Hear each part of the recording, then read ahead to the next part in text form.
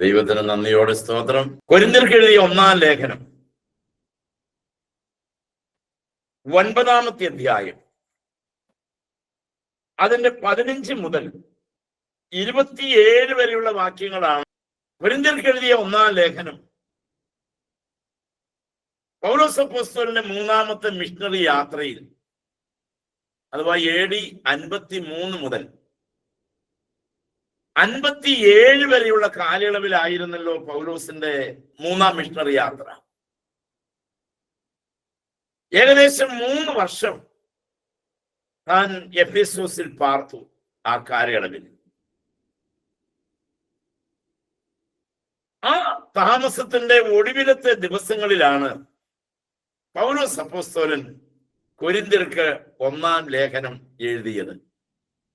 എന്നെ ഇത് ഒത്തിരി ചിന്തിപ്പിക്കുകയും എന്നെ ഇതൊരു പാഠം പഠിപ്പിക്കുകയും ചെയ്തതുകൊണ്ട് ദൈവമക്കളെ, ഞാൻ അതിനോട് ചേർത്ത് ഒന്നും പറയാനുള്ള യോഗ്യതയൊന്നും എനിക്കില്ലെങ്കിലും ഞാൻ മിക്കവാറും ഈ ഗൾഫ് കൺട്രീസിൽ പോകുമ്പോൾ പകൽ എനിക്ക് വേറെ പണിയൊന്നും പ്രത്യേകിച്ചില്ല. ചിലർ വിളിക്കും, ഓൺലൈൻ ഫോൺ വഴി കൗൺസിലിംഗ് നടത്തും, പ്രാർത്ഥിക്കും എന്നുള്ളതല്ലാതെ വൈകുന്നേരം ആകുമ്പോഴാണ് മിക്കവാറും ശുശ്രൂഷകളുള്ളത്. ആ ഗ്യാപ്പ് നോക്കി ഞാൻ ഈ കഴിഞ്ഞ നാളിൽ ഒരു പുസ്തകം എഴുതി. കാനഡയിലായിരുന്ന സമയത്ത് അത് പൂർത്തീകരിച്ചു. അത് ഞാൻ പ്രസിദ്ധീകരിക്കാൻ ദൈവം കൃപ തന്നു. പുസ്തകത്തിന്റെ പേര് ഇതാണ്: ദൈവത്തിന്റെ ഹിതവും ദൈവത്തിന്റെ ശബ്ദവും എങ്ങനെ തിരിച്ചറിയാം എന്നുള്ളതാണ്. ആവശ്യപ്പെടുന്നവർക്ക് ഞാനത് അയച്ചു തരാം. അങ്ങനെ ഒരു പുസ്തകം രചിപ്പാൻ സാധിച്ചപ്പോ ലഭിക്കുന്ന സമയം ഒന്നും പാഴാക്കുന്നവരല്ല ദൈവമക്കൾ. പാടില്ല. എല്ലാ സമയത്തിനും നമ്മൾ കണക്ക് കൊടുക്കേണ്ടവരും കണക്ക് പറയേണ്ടവരുമാണ്. നിങ്ങൾ പൗലോസിനെ നോക്കൂ. പൗലോസ് ജയിലിലായാലും പുറത്തുള്ളവർക്കൊരു ശുശ്രൂഷയുണ്ട്. അവൻ വഴി നടക്കുമ്പോഴും പുറത്തുള്ളവർക്കൊരു ശുശ്രൂഷയുണ്ട്. അവൻ കപ്പലിൽ തടവുകാരനായിരിക്കുമ്പോഴും പുറത്തുള്ളവർക്കൊരു ശുശ്രൂഷയുണ്ട്. ജോലിയിലായിരിക്കുമ്പോഴും അവൻ ഒരു ശുശ്രൂഷ നിർവഹിക്കുകയാണ്. ഈ ശുശ്രൂഷയിൽ സംബന്ധിക്കുന്ന നമ്മളെല്ലാം പലതരത്തിലുള്ള ജോലി ചെയ്യുന്നവരാണ്. ജോലിയേ ശരണം എന്ന് പറഞ്ഞ് നടക്കരുത്. ഒരിക്കലും നടക്കരുത്. നമ്മൾ ജോലി ചെയ്യുന്ന അർബാബ് നമ്മളെ ജോലിയിൽ നിന്ന് പിരിച്ചുവിട്ടേക്കാം. എന്നാൽ ജോലി നഷ്ടപ്പെട്ടാലും എൻ്റെ കർത്താവും ഞാനുമായിട്ടുള്ള വ്യക്തിപരമായ ബന്ധത്തിന് കുറവില്ലാതെ വേണം ജോലിയിൽ ഏർപ്പെടാനും ജോലിയിൽ നിൽക്കാനും. പൗലോസ് പഠിപ്പിക്കുന്നതാണ്. അവൻ എഫേസോസിൽ താമസിക്കുമ്പോൾ തന്നെ, സുവിശേഷ വേല ചെയ്യുമ്പോൾ തന്നെ കൊരിന്ത്യയിലെ വിശ്വാസികളുടെ നിലനിൽപ്പിന് ആധാരമായ 1-ാം ലേഖനം എഴുതി. അപ്പോസ്തലപ്രവൃത്തികളുടെ പുസ്തകം 20-ാമത്തെ അധ്യായം 31-ാമത്തെ വാക്യം നമ്മൾ വായിക്കുമ്പോൾ, അപ്പോസ്തലന്റെ 2-ാം മിഷണറി യാത്രയിൽ ഏകദേശം 18 മാസം കൊരിന്തിൽ താമസിച്ച് തിരുവചനം അറിയിച്ച് താൻ സ്ഥാപിച്ച ഒരു സഭയാണ് കൊരിന്തിലെ സഭ. 2-ാം മിഷണറി യാത്രയിൽ ആരംഭിച്ച സഭയ്ക്ക് വേണ്ടി തന്റെ ധാരാളമായ ശുശ്രൂഷകളുടെ തിരക്കിനകത്തും അവർക്ക് വേണ്ടി എഴുതാൻ, അവർക്ക് വേണ്ടി പ്രാർത്ഥിക്കാൻ, അവർക്ക് വേണ്ടി കരുതാൻ എല്ലാം വളരെ ബദ്ധശ്രദ്ധനായിരുന്നു വിശുദ്ധ പൗലോസ്. ഞാൻ അതിലൂടെ ഒരു ദൂത് പറയാനായിട്ട് ആഗ്രഹിച്ച ഇത്രയേ ഉള്ളൂ. ഞാനും നിങ്ങളും ഏത് ജോലിയിലായാലും പ്രൈസ് ദി ലോർഡ്, കർത്താവിന് വേണ്ടി ചെയ്തിട്ടേ കിടക്കാവൂ. സ്തോത്രം. കർത്താവിന് വേണ്ടി എന്തെങ്കിലും ഒന്ന് ചെയ്തിട്ട് കിടക്കയിൽ കിടക്ക വിരിക്കാവൂ. രാവിലെ മുതൽ 12-16 മണിക്കൂർ പണി ചെയ്തിട്ട് നേരെ പോയി കിടക്കയിൽ കുത്തിമറിഞ്ഞ് കിടക്കരുത്. കിടക്കയിൽ ചേരും മുമ്പ് യേശുവിന് വേണ്ടി 16 മണിക്കൂറിന്റെ ഇടയിൽ ഒരു അരമണിക്കൂർ വേണ്ട, ഒരല്പസമയമെങ്കിലും എൻ്റെ യേശുവിന് വേണ്ടി എന്തെങ്കിലും ഒന്ന് ചെയ്തിട്ട് വേണം എനിക്ക് കിടക്കാൻ എന്നുള്ള ആത്മഭാരം നമ്മളെ ഭരിക്കണം ദൈവമക്കളെ. അതൊരു വേദനയായിട്ട് ഹൃദയത്തിൽ കയറണം. എന്റെ കർത്താവിന് വേണ്ടി എന്തെങ്കിലും ഒന്ന് ചെയ്യാതെ കിടക്കരുത്. സ്തോത്രം. അങ്ങനെ പൗലോസ് എഴുതിയ പുസ്തകത്തിന്റെ ഒരു ആത്യന്തികമായി പറഞ്ഞാൽ കൊരിന്ത്യ ലേഖനത്തിൽ പൗലോസ് സഭയെ പഠിപ്പിക്കുന്നത് ഒരു ക്രിസ്തീയ സ്വഭാവത്തെ കുറിച്ചാണ് പഠിപ്പിക്കുന്നത്. ക്രിസ്തീയ സ്വഭാവം, ഒരു ദൈവ വേലക്കാരന്റെ സ്വഭാവം, രക്ഷിക്കപ്പെട്ട ഒരു ദൈവ പൈതലിന്റെ ജീവിത ശൈലി എന്തായിരിക്കണം, എങ്ങനെയായിരിക്കണം എന്ന് വളരെ കൃത്യമായി പഠിപ്പിക്കുന്നു. അതിൽ വളരെ മുൻപന്തിയിൽ നിൽക്കുന്ന ഒരു ഭാഗമാണ് നമ്മൾ വായനാ ഭാഗമായും ചിന്തിപ്പാനായും നീക്കിവെച്ച 9-ാമത്തെ അധ്യായം 15 മുതലുള്ള വാക്യം. ഞാൻ അതില് 16-ാമത്തെ വാക്യം ആദ്യമായി നിങ്ങളെ വായിച്ച് കേൾപ്പിക്കാം. വേദപുസ്തകം ഉള്ളവർക്കെല്ലാം എടുക്കാം. കൊരിന്ത്യർക്ക് എഴുതിയ 1-ാം ലേഖനം 9-ാമത്തെ അധ്യായം 16-ാമത്തെ വാക്യം. ഞാൻ സുവിശേഷം അറിയിക്കുന്നു എങ്കിൽ എനിക്ക് പ്രശംസിപ്പാൻ ഒന്നുമില്ല, ഒന്നും. നിർബന്ധം എന്റെ മേൽ കിടക്കുന്നു. ഞാൻ സുവിശേഷം അറിയിക്കുന്നില്ലെങ്കിലോ എനിക്ക് അയ്യോ കഷ്ടം. ഈ വാക്യത്തിൽ നിന്ന് ചില ചിന്തകൾ പങ്കുവെക്കാൻ ഞാൻ ആഗ്രഹിക്കുകയാണ്. പൗലോസിന്റെ ത്യാഗപൂർണമായ ശുശ്രൂഷയാണ് ഈ ഭാഗത്തെ പ്രധാനപ്പെട്ട വിഷയം. പോൾസ് സാക്രിഫൈസൽ മിനിസ്ട്രി, ത്യാഗപൂർണമായ ശുശ്രൂഷ. കർത്താവിന്റെ വേല ത്യാഗത്തോടെ ചെയ്യുന്നതിൽ പൗലോസ് ഒത്തിരി ഇഷ്ടപ്പെട്ടിരുന്നു. റിസ്ക് ഏറ്റെടുക്കാൻ പൗലോസിന് ഭയങ്കര ഇഷ്ടമായിരുന്നു.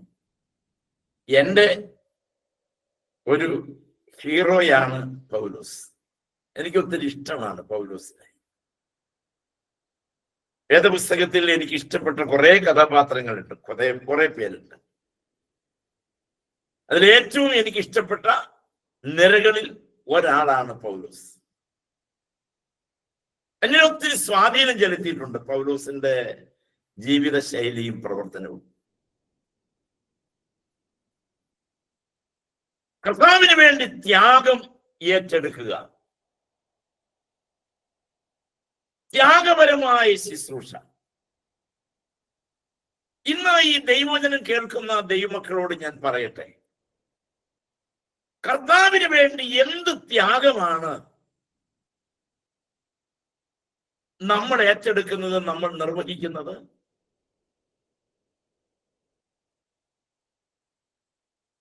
മലകൾ കയറുന്നതും വഴി നീളെ നടക്കുന്നതും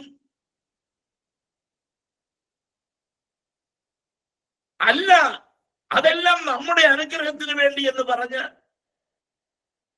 മിഥ്യാബോധത്തോടെ ചെയ്യുന്ന യാത്രകളാണ്.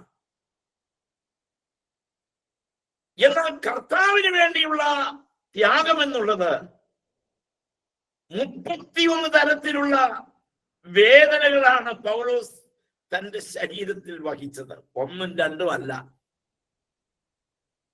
നിന്ദയും പരിഹാസവും മാനസിക പ്രഹരങ്ങൾ ഒരു ഭാഗത്ത്, ശാരീരികമായ പീഡനങ്ങൾ ഒരു ഭാഗത്ത്, കാട്ടിൽ നിന്നുള്ളത് മറ്റൊരു ഭാഗത്ത്, വെള്ളത്തിൽ നിന്നുള്ളത് മറ്റൊരു ഭാഗത്ത്, യാത്രയിൽ ഉണ്ടാകുന്നത് മറ്റൊരു ഭാഗത്ത്, സ്വന്തക്കാരിൽ നിന്നും വീട്ടുകാരിൽ നിന്നുണ്ടാകുന്നത് മറ്റൊരു ഭാഗത്ത്, കൂട്ടു സഹോദരങ്ങളാൽ ഉണ്ടാകുന്നു. ഇങ്ങനെ നിങ്ങൾ കൊരിന്ത്യർക്ക് എഴുതിയ 2-ാം ലേഖനം 11-ാം അധ്യായം വായിക്കുമ്പോ കാണാം എന്തുമാത്രം ത്യാഗമാണ് ആ മനുഷ്യൻ ഏറ്റെടുത്തത്. ഞാൻ ഇടയ്ക്ക് ഇങ്ങനെ ഇരുന്ന് ആലോചിക്കും, ആ മനുഷ്യൻ എന്തൊരു കാര്യമാണ് ഈ ചെയ്യണത്, എന്ത് അധ്വാനമാണ്. എന്തുമാത്രം വേദനയാണ്. എന്തിനാണ് അതെല്ലാം ഏറ്റെടുത്തതെന്ന് ചോദിച്ചാൽ അതാണ് ഇന്നത്തെ എന്റെ പ്രസംഗ വിഷയം. എന്തിനാണ് പൗലോസ് ഇതിനു മാത്രം ത്യാഗം ഏറ്റെടുത്തത്? അതിന് പൗലോസ് പറയും, എനിക്ക് എന്റെ കർത്താവുമായിട്ടുള്ള ബന്ധത്തിൽ എനിക്ക് ഒത്തിരി കടം വീട്ടാനായിട്ടുണ്ട്.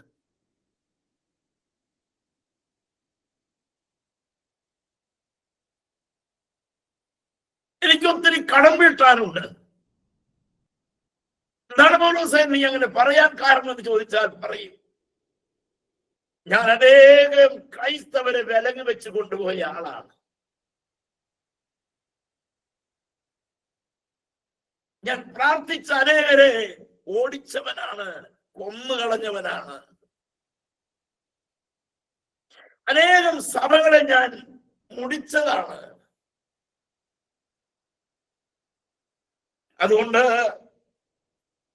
ഞാൻ ത്യാഗം ഏറ്റെടുക്കുന്നത്, പൗലോസിന്റെ ഭാഷയിൽ പറഞ്ഞാൽ, എന്റെ കർത്താവിന്റെ ക്രൂശിലെ പീഡാനുഭവത്തിൽ എന്തെങ്കിലും ഒരു കുറവുണ്ടെങ്കിൽ അത് ഞാൻ എന്റെ ശരീരത്തിൽ വഹിക്കുകയാണ്. എന്തൊരു സമർപ്പണമാണത്! നമ്മളെവിടെ കിടക്കുന്നു? നമ്മളെവിടെ കിടക്കുന്നു?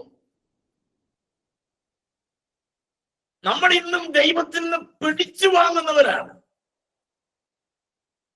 കിട്ടിയത് പോരാം, തന്നത് പോരാം, എന്നിട്ടും നമുക്ക് പരാതിയാണ്. എന്റെ കൊച്ചിന് പ്രമോഷൻ കിട്ടിയില്ല, ഞാൻ വിസയ്ക്ക് വേണ്ടി പ്രാർത്ഥിച്ചിട്ട് വിസ കിട്ടിയില്ല, പിള്ളേരുടെ PR കിട്ടിയില്ല, വിവാഹം കഴിച്ചിട്ട് മക്കളില്ല, ജോലി നഷ്ടപ്പെട്ടു, ദൈവത്തോട് ചോദിച്ച പലതും കിട്ടിയില്ല. ഈ പണ്ടപ്പെരുപ്പും പരാതിയും അല്ലാതെ കാൽവറിയിൽ പിടഞ്ഞു മരിച്ച് ഒരു തുള്ളി രക്തം പോലും ബാക്കി വയ്ക്കാതെ ഊറ്റിത്തന്ന സർവശക്തനായ കർത്താവിന് വേണ്ടി ത്യാഗം ഏറ്റെടുക്കാനുള്ള മനക്കരുത്തുള്ള ദൈവമക്കൾക്കായി ഞാൻ ദൈവത്തെ സ്തോത്രം ചെയ്യുകയാണ്. ത്യാഗങ്ങൾ ഏറ്റെടുക്കണം. എന്തുകൊണ്ട്? ത്യാഗപരമായ ശുശ്രൂഷയ്ക്ക് ഇറങ്ങിത്തിരിച്ച പൗലോസിന്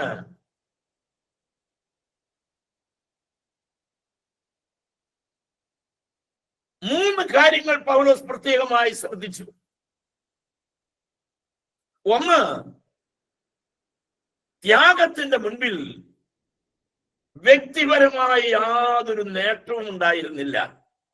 അതാണ് ത്യാഗത്തിന്റെ പ്രത്യേകത. No personal gain. വ്യക്തിപരമായ നേട്ടങ്ങളില്ലാത്തതാണ് ത്യാഗപരമായ ശുശ്രൂഷ. വ്യക്തിപരമായി സ്വാർത്ഥപരമായി ഒന്നും ചിന്തിക്കാത്തത്. സെബദി മക്കളുടെ അമ്മ ഒരിക്കൽ കർത്താവിന്റെ അടുക്കൽ വന്നിട്ട് കർത്താവിനോട് ചോദിച്ചു, എന്റെ മക്കൾ നിന്റെ കൂടെ നടക്കാൻ തുടങ്ങിയിട്ട് നാളുകളായല്ലോ, എന്റെ മക്കളെ ഒരാളെ നിന്റെ ഇടത്തും ഒരാളെ നിന്റെ വലത്തും ഇരുത്തണം. ആ അമ്മയ്ക്ക് അങ്ങനെയെങ്കിലും ഒരു ആഗ്രഹം ഉണ്ടായല്ലോ. എന്നാൽ ദൈവത്തിന്റെ നാമത്തിൽ ഞാനൊന്ന് അറിയാതെ ഓർത്തു പോവുക, നമ്മുടെ പല അമ്മമാർക്കും കർത്താവിന്റെ ഇടത്തും വലത്തും എന്റെ പിള്ളേരിരിക്കണമെന്നൊന്നും ആഗ്രഹമില്ല. കർത്താവിന്റെ ഇടത്തും വലത്തും ഒന്നും മക്കളില്ലെങ്കിലും മക്കൾക്ക് കാനഡയിലെ PR-ഉം UK PR-ഉം അമേരിക്കയിലെ ജോലിയും കിട്ടിയാൽ ധാരാളം ധാരാളം ആയിക്കോട്ടെ, അതൊക്കെ നല്ല കാര്യം തന്നെ. പക്ഷേ നൊന്ത് പ്രസവിച്ച ഒരു അമ്മയുടെ ആഗ്രഹമാണ്. അവിടെ കർത്താവ് സബദി മക്കളുടെ അമ്മയെ ശാസിച്ചൊന്നുമില്ല. നൊന്ത് പ്രസവിച്ച, ഗർഭം ധരിച്ച് പ്രസവിച്ച ഒരമ്മയുടെ ആഗ്രഹമായിരിക്കണം, ഞാൻ പ്രസവിച്ച എന്റെ കുഞ്ഞ് സ്വർഗത്തിൽ എന്റെ കർത്താവിന്റെ ഇടത്തോ വലത്തോ എവിടെയെങ്കിലും കാണും.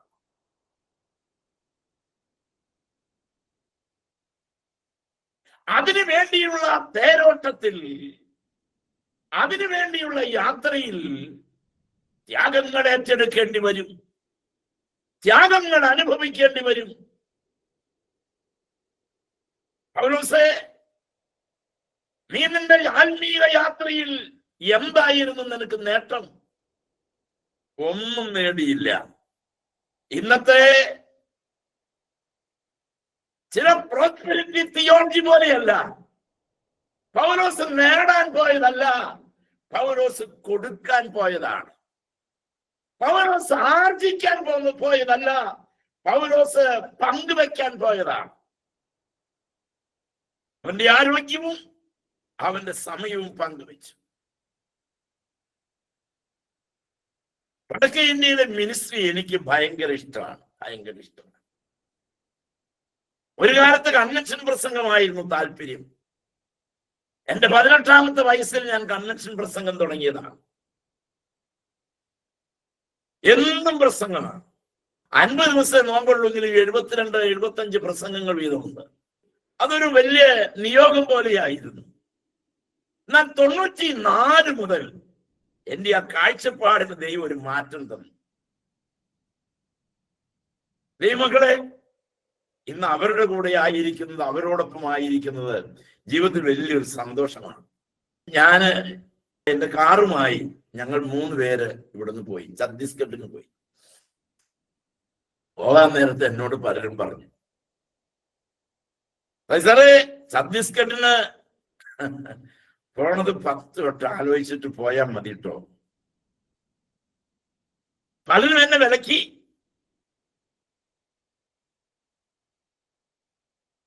പക്ഷെ ഞങ്ങൾ പോയി.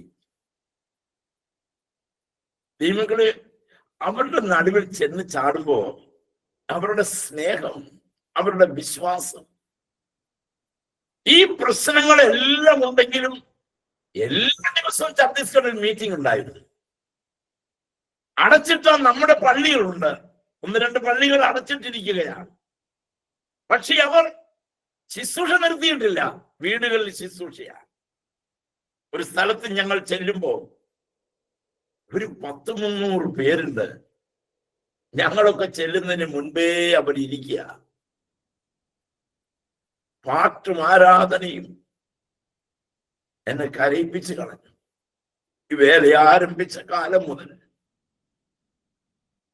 പ്രമാണിമാർ ഒത്തിരി പേര് മുഖത്ത് തുപ്പി, നേതാക്കന്മാരും ഉന്നതന്മാരും ഒത്തിരി പേര് വലിച്ചെറിഞ്ഞു, വെടക്കൻ എണ്ണി, നിന്ദിച്ചു, പരിഹസിച്ചു. പക്ഷേ ദൈവമക്കളെ, മാനിക്കുന്ന ഒരു ദൈവമുണ്ട്, കരുതുന്ന ഒരു കർത്താവുണ്ട്.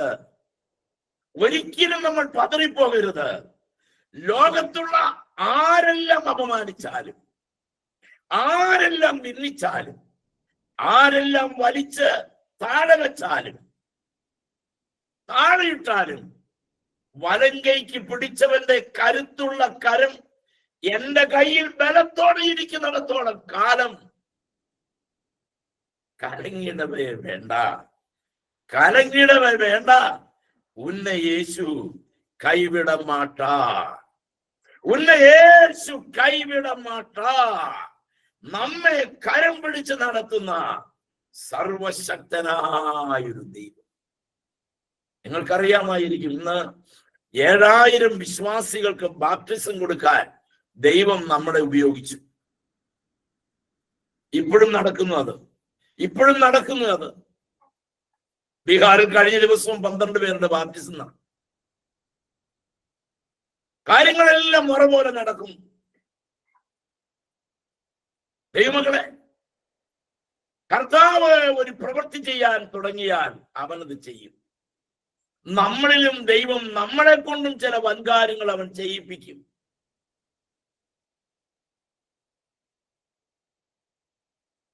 ആ 1600 കിലോമീറ്ററുകൾ യാത്ര ചെയ്ത് മടങ്ങി വരുമ്പോ ഞങ്ങളുടെ 3 പേരുടെയും ഹൃദയത്തിൽ എന്തെന്നില്ലാത്ത സന്തോഷം ഏറ്റുവാങ്ങി കടന്നു വന്നു. നടത്തിയ ദൈവം, കരുതിയ ദൈവം. റിസ്ക്കാണ് യാത്ര. വനാന്തരത്തിലൂടെ, മാവോയിസ്റ്റുകളുടെ വനാന്തരത്തിനകത്തൂടെ. ചിലർ പറഞ്ഞു മാവോയിസ്റ്റുകളുണ്ട്.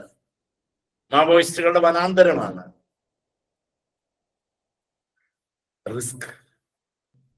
പൗലോസിനെ ഇഷ്ടപ്പെട്ടത് അതുകൊണ്ടാണ്. യേശുവിന് വേണ്ടി റിസ്ക് ഏറ്റെടുക്കാൻ. എനിക്കിപ്പോൾ 65 വയസ്സുണ്ട്. നമുക്ക് കുറെ സമയം ഇരിക്കുമ്പോൾ പുറം വേദന, വെള്ളം, ഭക്ഷണം ഒക്കെ നമുക്ക് പ്രശ്നങ്ങളാണ്.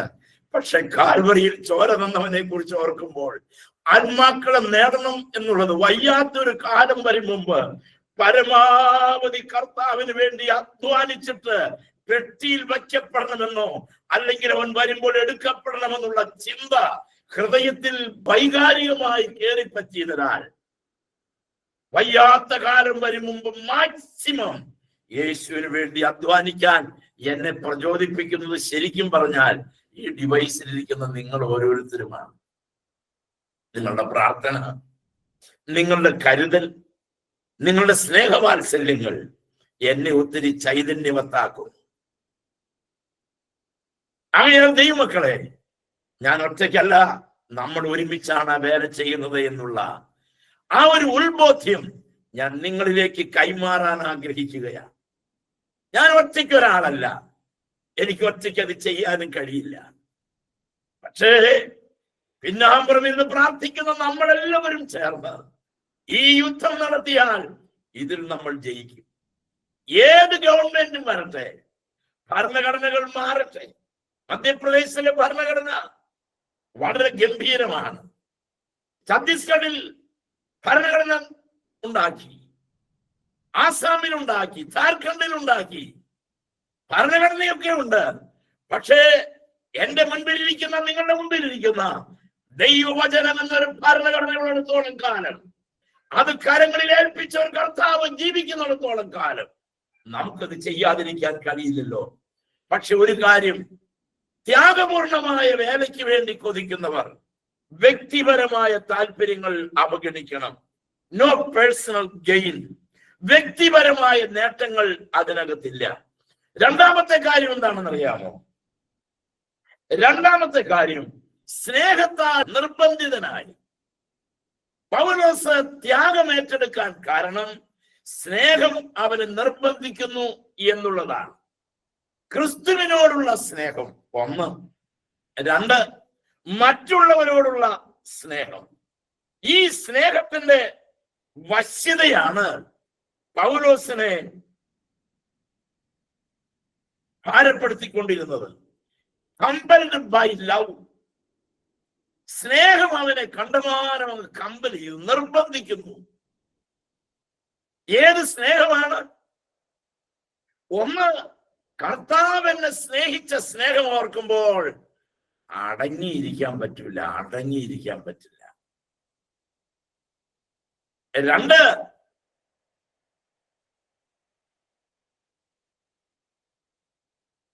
നശിച്ചു പോകുന്നവരെ കുറിച്ച് ഓർക്കുമ്പോൾ. ഞാൻ ഛത്തീസ്ഗഡിൽ ശുശ്രൂഷയുടെ മധ്യേ അവരോട് ചോദിച്ചു, പാസ്റ്റേഴ്സിന്റെ മീറ്റിംഗിൽ അവരോട് പറഞ്ഞു,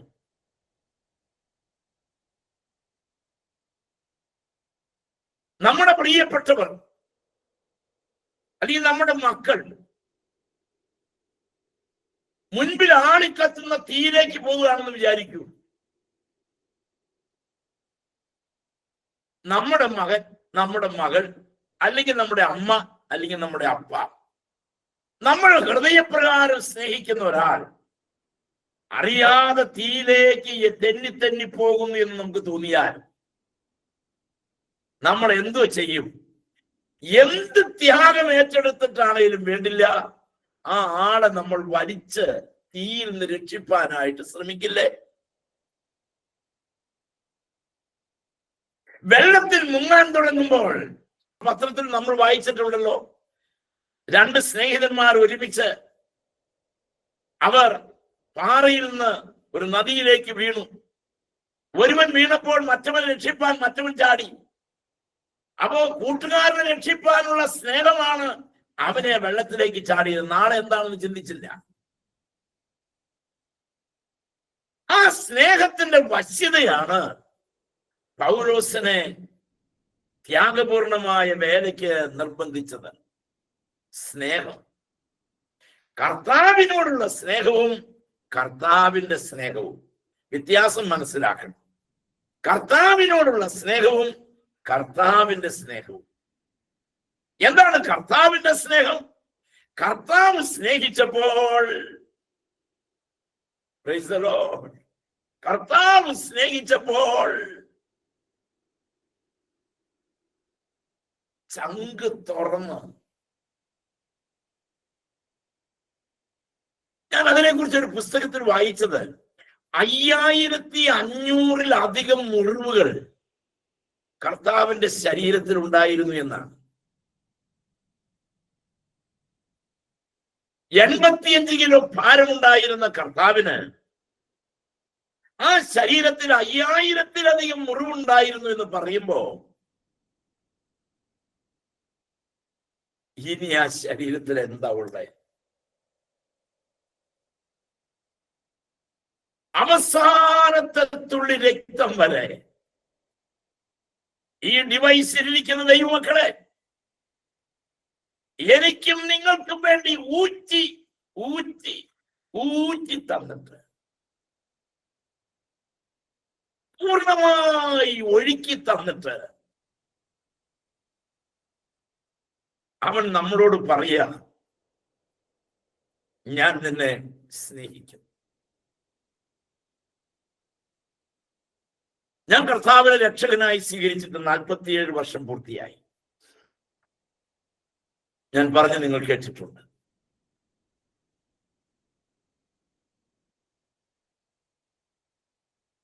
ഒന്നിനും കൊള്ളില്ലാത്ത വെറും യൂസ്ലെസ് ആയിരുന്ന, പാപിയായിരുന്ന, ബുദ്ധി കൊണ്ടോ വിദ്യാഭ്യാസം കൊണ്ടോ കഴിവ് കൊണ്ടോ ഒന്നും ചേറ്റിലല്ലയോ കിടന്നത് ഓർത്തു നോക്കിയാൽ നാറ്റമല്ലയോ വമിച്ചത് ഈ ജീവിതത്തിൽ നിന്ന്. അങ്ങനെ ഇരിക്കെ ഞാൻ നിങ്ങളോടൊന്ന് പറയട്ടെ, അങ്ങനെ ഇരിക്കെ ഒരു ദിവസം എന്റെ കർത്താവ് എന്നോട് പറഞ്ഞു, മോനെ, നിന്നെ എനിക്ക് ഇഷ്ടമാണ്.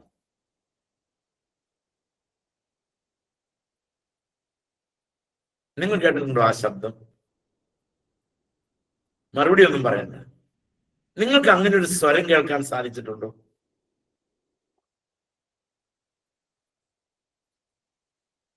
എന്നെങ്കിലും കർത്താവിന്റെ വായിൽ നിന്ന് അങ്ങനെ ഒരു ശബ്ദം നമ്മുടെ ഹൃദയത്തിൽ മുഴങ്ങിയിട്ടുണ്ടോ? രണ്ടാമതൊരു കാര്യം ഞാൻ കേട്ടത് ഇതാ, എനിക്ക് നിന്നെ ഇഷ്ടമെന്ന് പറഞ്ഞു. ദൈവമക്കളെ, അന്ന് തുടങ്ങിയതാണ് ഈ ബന്ധം. ഒത്തിരി വെല്ലുവിളികൾ ഞാൻ ഏറ്റെടുക്കേണ്ടി വന്നിട്ടുണ്ട്. ഒരു സ്ട്രഗിളിംഗ് ലൈഫാണ് എന്റെ ജന്മം മുതൽ ഇന്ന് വരെ, 65 വയസ്സ് വരെ. ജനിച്ചു വീണത് മുതൽ പോരാട്ടത്തിലൂടെ മാത്രം വളർന്നു വന്ന ഒരു ജീവിതമാണ് എൻ്റെ. ഒരിക്കലും സുഖമോ സൗകര്യമോ ഒന്നും ഞാൻ അന്വേഷിച്ചിട്ടില്ല. ഞാൻ അതിനൊന്നും യോഗ്യനായിരുന്നില്ല. ഇന്ന് ഞാൻ എന്തനുഭവിക്കുന്നുണ്ടെങ്കിലും ഒറ്റ കാരണം കൊണ്ടാണ്, കർത്താവിനെ സ്നേഹിച്ചതിന്റെ പേരിൽ കിട്ടിയതേ എനിക്കുള്ളൂ.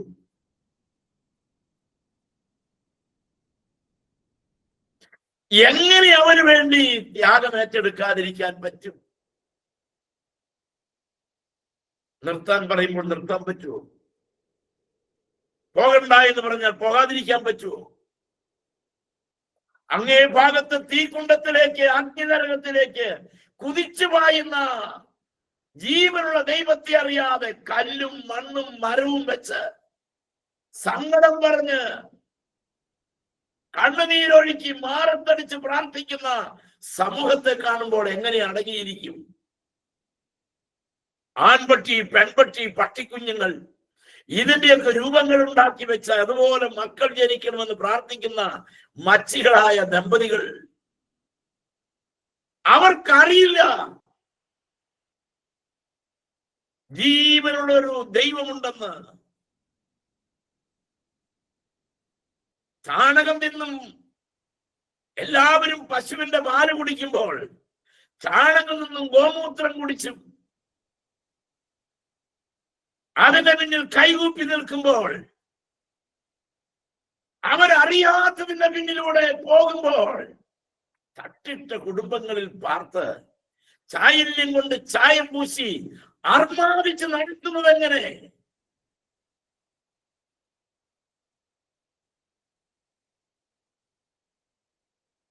എല്ലാം ആഘോഷങ്ങളാണല്ലോ ഇപ്പോ, മൊത്തം ആഘോഷങ്ങളാണ്. കേരളത്തിലെ ക്രൈസ്തവ സഭ ആഘോഷത്തിന്റെ പാരമ്യതയിൽ നിൽക്കുമ്പോൾ ഓർക്കണം,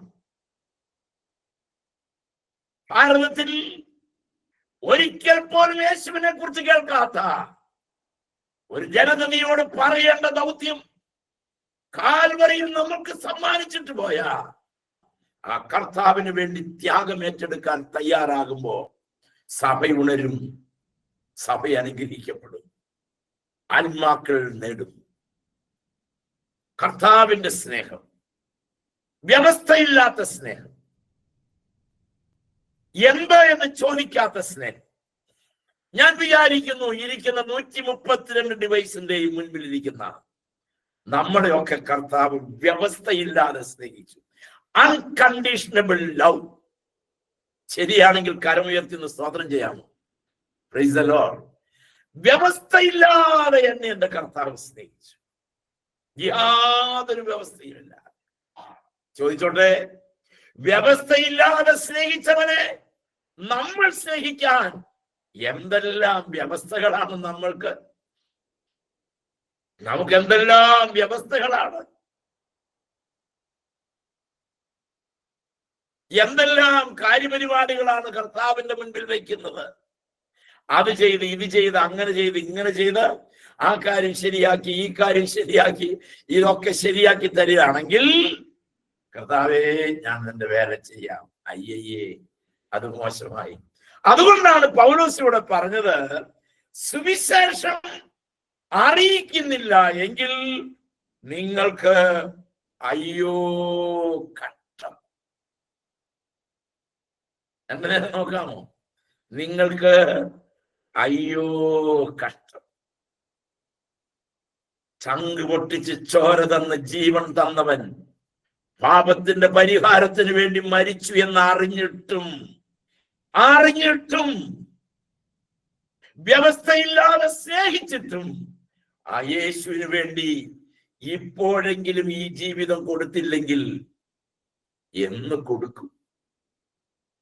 സമർപ്പണം പോരാ സുഹൃത്തെ, സമർപ്പണം പോരാ. അച്ഛനെയും തിരുമേനിയും പാസ്റ്ററെയും പ്രസാദിപ്പിക്കുന്ന സമർപ്പണമല്ല, കാൽവറിയിൽ പിടഞ്ഞു മരിച്ച കർത്താവിനെ പ്രസാദിപ്പിക്കുന്ന സമർപ്പണമാണ് ആത്മീക ജീവിതത്തിൽ അനിവാര്യം.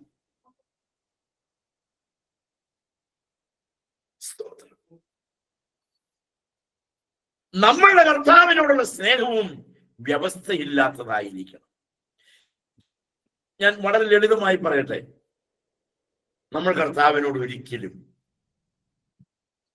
ഒരു കാര്യം ചോദിച്ചിട്ട് കിട്ടിയില്ല എന്നുള്ളത് കൊണ്ട് ഒരിക്കലും മുഖം കറുപ്പിക്കരുത്. കർത്താവെ, നിനക്ക് ഇഷ്ടമാണെങ്കിൽ തന്നാ മതി, അല്ലെങ്കിൽ വേണ്ട. തന്നില്ലെങ്കിലും നിന്നോട് സ്നേഹമേ ഉള്ളൂ, തന്നാലും സ്നേഹമേ ഉള്ളൂ. തരുന്നതിന്റെ അടിസ്ഥാനത്തിലല്ലപ്പാ ഞാൻ നിന്നെ സ്നേഹിക്കുന്നത്. എന്റെ കൂടെ ഒന്ന് പറയാൻ ആർക്കൊക്കെ പറ്റും? നീ എനിക്ക് തന്നതിന്റെ അടിസ്ഥാനത്തിലല്ല കർത്താവെ നിന്നെ ഞാൻ സ്നേഹിക്കുന്നത്. നിന്റെ ആദ്യത്തെ സ്നേഹം ഇന്നും എന്റെ ഹൃദയത്തിൽ ജ്വലിക്കുന്നുണ്ട്, കത്തി ജ്വലിക്കുന്നുണ്ട്. ആ സ്നേഹത്തിന്റെ ചൂട് എന്റെ ഹൃദയത്തിൽ എന്നെ ഭരിക്കുന്നു. Praise the Lord. മൂന്നാമത്തെ കാര്യം അതിനോടനുബന്ധിച്ച് പറഞ്ഞാൽ മറ്റുള്ളവരോടുള്ള സ്നേഹമാണ്. ഒന്ന്, കർത്താവിന്റെ സ്നേഹം. രണ്ട്, കർത്താവിനോടുള്ള സ്നേഹം. മൂന്ന്, നശിച്ചു പോകുന്നവരോടുള്ള സ്നേഹം. ഈ സ്നേഹത്തിന്റെ നിർബന്ധമാണ് ത്യാഗത്തോടെ വേല ചെയ്യാനായിട്ട് പൗലോസിനെ നിർബന്ധിക്കുന്നത്. ഈ സ്നേഹം ഉണ്ടെങ്കിൽ നമ്മൾ അങ്ങനെയൊന്നും അടങ്ങിയിരിക്കില്ല. നമ്മൾ അധ്വാനിക്കും, ഹാർഡ് വർക്ക് ചെയ്യും. വേദപുസ്തകം വായിക്കാൻ കണ്ടുപിടിക്കില്ല, പക്ഷെ മലയാള മനോരമ കിട്ടിയ മുഴുവനും വായിക്കും. അതാണ് നമ്മുടെ അധ്വാനം.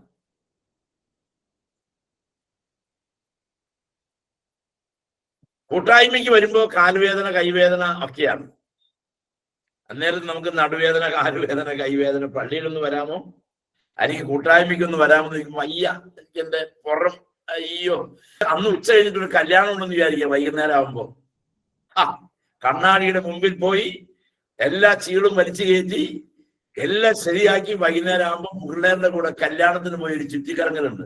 നടുവേദനയില്ല, കാലുവേദനയില്ല, കൈവേദനയില്ല, ഒരു പ്രശ്നമില്ല, ഒരു പ്രശ്നവുമില്ല. കർത്താവിന് അറിയാമല്ല. ജീവൻ തന്നവന് വേണ്ടി വ്യവസ്ഥയില്ലാതെ അധ്വാനിക്കാൻ ഇന്ന് രാത്രി ഞാൻ നിങ്ങളെ ദൈവസ്നേഹത്തിൽ നിർബന്ധിക്കുകയാണ്. മൂന്നാമത്തെ കാര്യം, മറ്റുള്ളവരോടുള്ള സ്നേഹം. എന്റെ കൊച്ചുമക്കളുണ്ട്, കൊച്ചു പിള്ളേരാണ്, മോന്റെ മക്കളാണ്. വീടിന്റെ മുമ്പിൽ നല്ല സ്പീഡിന് വണ്ടി പോകുന്ന റോഡാണ്. എപ്പോഴും ഗേറ്റ് അടച്ചു.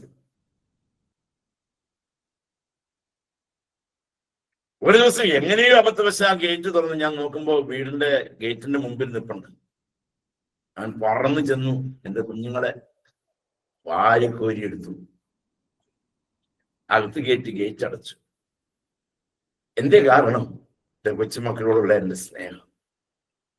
പലതും സംഭവിച്ചാൽ അത് പോട്ടെ, അത് എന്ത് സംഭവിച്ചാലും ആശുപത്രിയിൽ കൊണ്ടുപോയി ട്രീറ്റ്മെന്റ് നടത്തും, എന്തെങ്കിലുമൊക്കെ ആകാം. പക്ഷെ നരകത്തിൽ പോയാലോ ദൈവമക്കളെ? നമ്മൾ സ്നേഹിക്കുന്ന നമ്മുടെ മക്കൾ നരകത്തിൽ പോയാലോ? നിത്യ നരകത്തില് 70,000 ഡിഗ്രി ഫാരൻഹീറ്റ് ചൂടാണെന്നാണ് അതിനെ കുറിച്ച് പറയുന്നത്. തീയിൽ കത്തുന്ന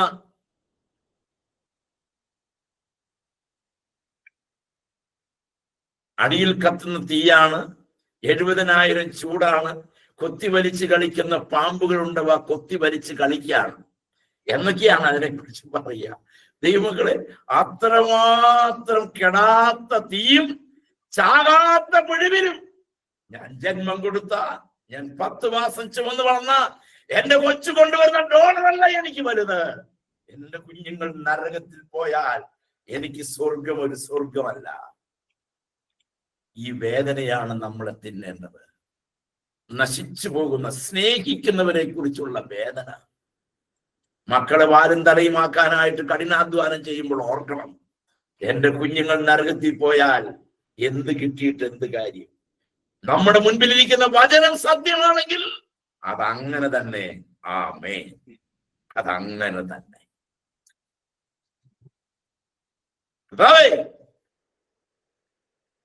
ഞാൻ നിനക്ക് വേണ്ടി എന്ത് ത്യാഗവും ഏറ്റെടുക്കും. 3 കാരണങ്ങളാൽ.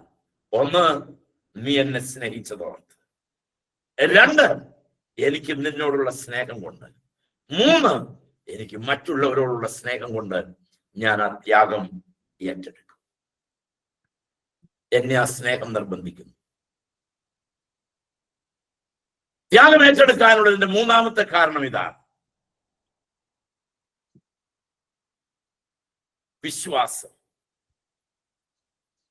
സ്വന്തം താല്പര്യങ്ങളെ ത്യജിക്കുകയും എന്താണെങ്കിൽ പോലും ദൈവത്തിന്റെ വിളിക്ക് വിശ്വസ്തനായിരിക്കുകയും ചെയ്യുക എന്നുള്ളതാണ്. എന്റെ ദൈവം എന്നെ നടത്തുമെന്നുള്ള വിശ്വാസം. ഏത് കാര്യവും പൗലോസ് ഏറ്റെടുക്കും. കാരണം എന്നറിയാമോ? കർത്താവ് എന്നെ നടത്തും. വിസ്താര സഭയുടെ മുൻപിൽ, പട്ടാളക്കാരുടെ മുൻപിൽ, കൈസരുടെ മുൻപിൽ, സന്നിധി സംഘത്തിന്റെ മുൻപിൽ,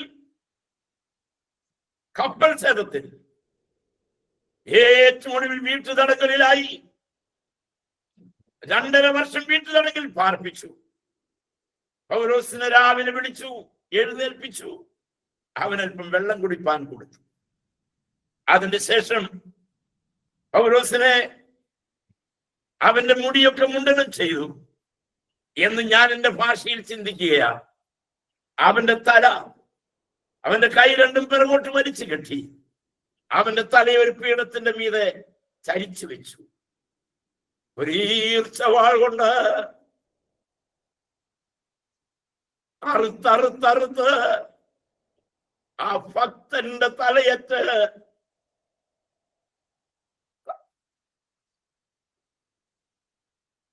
താഴെ വീണു. പത്രോസേ, നിന്നെ ക്രൂശിക്കാൻ തീരുമാനിച്ചിരിക്കുക. കേട്ടപ്പോ പത്രോസ് പറഞ്ഞു, നിങ്ങൾ ക്രൂശിച്ചോ, പക്ഷെ എനിക്ക് മരിക്കുമ്പോ എനിക്ക് അവന്റെ കാൽപാദം ഒന്ന് ചുംബിച്ച് മരിച്ചാൽ കൊള്ളാമെന്നുണ്ട്. അതുകൊണ്ട് കർത്താവിന്റെ ആണിയടിച്ച കൈകൾക്ക് പകരം അവിടെ എന്റെ 2 കാൽപാദവും അടിക്കണം. എന്തുകൊണ്ട് ഈ ത്യാഗം ഏറ്റെടുത്തെന്ന് ചോദിച്ചാൽ, ക്രൂശിനെ ഒഴിവാക്കാൻ കള്ളത്തരം പറഞ്ഞില്ല, ക്രൂശിനെ ഒഴിവാക്കാൻ സുവിശേഷത്തിൽ വെള്ളം ചേർത്തില്ല. അതും ഇതും ശരിയാണ്, ആ പേരും ഈ പേരും ശരിയാണ്, എല്ലാ നദിയും സമുദ്രത്തിലാണ് ചെന്ന് ചേരണേ.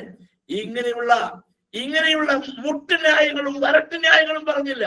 രക്ഷിക്കപ്പെടാൻ ആകാശത്തിന്റെ കീഴെ മനുഷ്യരുടെ ഇടയിൽ നൽകപ്പെട്ട ഒരേ ഒരു നാമം,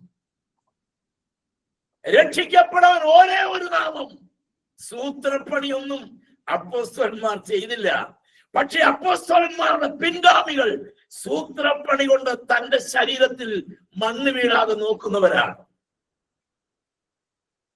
ഈ പണിക്ക് നമ്മൾ നിൽക്കരുത് കേട്ടോ. കർത്താവിന് വേണ്ടി സൂത്രപ്പണിക്ക് പോകരുത്. വിശ്വാസത്തോടെ ഇത് ഏറ്റെടുക്കാൻ തയ്യാറാകണം. ഞാൻ വളരെ വേഗം അവസാനിപ്പിക്കാൻ ശ്രമിക്കണമല്ലോ. നിങ്ങൾക്കൊരു എളുപ്പ വഴി ഞാൻ പറഞ്ഞുതരാം. അതിന്റെ 23-ാമത്തെ വാക്യം, സുവിശേഷത്തിൽ പങ്കാളിയാകേണ്ടതിന് ഞാൻ സകലവും സുവിശേഷം നിമിത്തം ചെയ്യുന്നു. സകലവും സുവിശേഷം നിമിത്തം ചെയ്യുന്നു. Praise the Lord. എല്ലാം സുവിശേഷം നിമിത്തം ചെയ്യുന്നു. എന്തിന്? സുവിശേഷത്തിൽ പങ്കാളിയാകേണ്ടത്. സകലതും സുവിശേഷം നിമിത്തം ചെയ്യുന്നു. എനിക്ക് ഒത്തിരി നിങ്ങളോട് പങ്കുവെക്കണമെന്നുണ്ട്, സമയം വൈകാൻ പാടില്ലല്ലോ. സുവിശേഷം നിമിത്തം ചെയ്യുന്നു. കൊലോസ്യർ 3:23, അവകാശം എന്നൊരു പ്രതിഫലം ലഭിക്കേണ്ടതിന് എന്ത് ചെയ്താലും കർത്താവിന് എന്ന പോലെ ചെയ്യും. ഇതാണ് കുറുക്ക് വഴി. എന്നെ ചെയ്താലും, ഒരു പായ വിരിച്ചാലും, ഒരു കസേര ഇട്ടാലും, ഒരു പാട്ടുപാടിയാലും, അല്പം ഭക്ഷണം ഉണ്ടാക്കി കൊടുത്താലും, ഒരു കർത്താവിന്റെ ദാസന് കിടക്കാൻ ഒരു കിടക്ക വിരിച്ചു കൊടുത്താലും, ഈവൻ ദൈവഭൃത്യനെന്ന് വിചാരിച്ച് വിശ്വസിച്ച് നന്മകൾ ചെയ്താലും, സാധുക്കളെ സഹായിക്കുമ്പോഴും, എളിയവർക്ക് വേണ്ടി അധ്വാനിക്കുമ്പോഴും മറക്കല്ലേ, കർത്താവിന് എന്ന പോലെ ചെയ്താൽ അവകാശം എന്നൊരു പ്രതിഫലം തരും. എന്ത് ചെയ്താലും സുവിശേഷത്തിൽ പങ്കാളിയാകേണ്ടത് ചെയ്യണം. ഇന്റൻഷൻ അതായിരിക്കട്ടെ. ഞാൻ ചെയ്തത് സുവിശേഷത്തിൽ പങ്കാളിയാകേണ്ടത്. ദൈവമക്കളെ, നിശ്ചയമായും ഞാൻ അതിനായി നിങ്ങളെ ദൈവസ്നേഹത്തിൽ നിർബന്ധിക്കുകയാണ്. കർത്താവിന് വേണ്ടി നിലകൊള്ളാൻ, കർത്താവിന് വേണ്ടി ത്യാഗങ്ങൾ ഏറ്റെടുക്കാൻ നമ്മൾ തയ്യാറാകണം. ഛത്തീസ്ഗഡിന് വേണ്ടി നിങ്ങൾ ഒത്തിരി പ്രാർത്ഥിക്കണം. ഞാൻ എൻ്റെ വാക്കുകൾ ചുരുക്കുകയാണ്. ത്യാഗത്തോടെ വേല ചെയ്യാം. എന്നെ ഒറ്റയ്ക്ക് നിങ്ങൾ വേലയ്ക്ക് അയക്കരുത്. എന്നെ ഒറ്റയ്ക്ക് നിങ്ങൾ അയക്കരുത്. നമുക്ക് ഒരുമിച്ച് നിൽക്കാം, നമുക്ക് ഒരുമിച്ച് പ്രവർത്തിക്കാം.